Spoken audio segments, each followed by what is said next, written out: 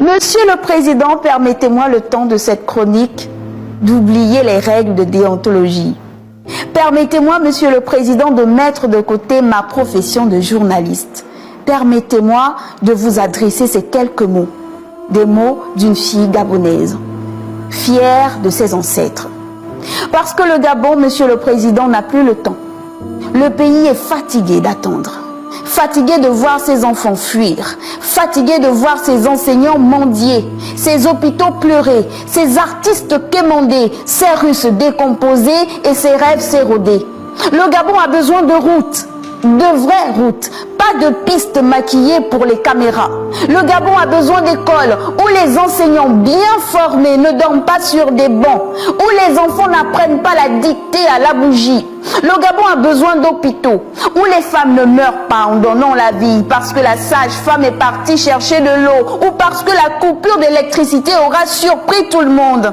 Le Gabon a besoin de justice, pas d'une justice des puissants, pas une justice qui s'acharne sur les faibles et s'agenouille devant les riches. Le Gabon a besoin de travail, du vrai travail, rémunéré dignement, reconnu, valorisé, pas des stages sans fin, des contrats fictifs ou des recrutements faciès tribal. Le Gabon a besoin d'une économie productive, diversifiée, pas d'un État omnivore qui distribue ce qu'il n'a plus produit depuis bien longtemps. Le Gabon a besoin de culture, d'art, de sport, de médias libres, de débats qui ne finissent pas en accusation de sorcellerie.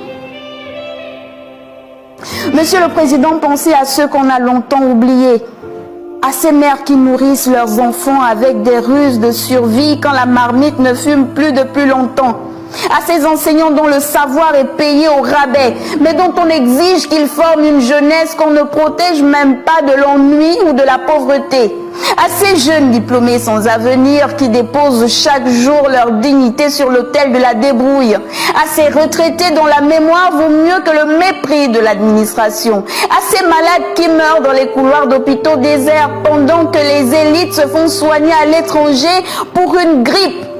Oui, pensez à ceux qu'on a effacés des priorités, des discours et des budgets. Ceux qui n'ont jamais eu de chauffeur, jamais assisté à un conseil, jamais touché un marché public. Ceux qui pourtant forment ce pays et qui sans bruit le portent à bout de bras chaque jour. Les entrepreneurs. L'heure n'est plus à la célébration mais à la construction. La 5e République ne peut pas être un simple numéro.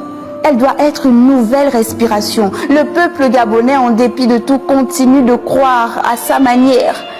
Entre colère, rentrée et espoir entêté, ce peuple vous regarde.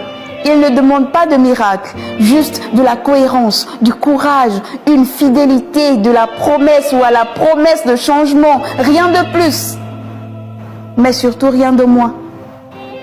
Alors, Monsieur le Président, voici votre Gabon. Il a tout donné, il a tant tout.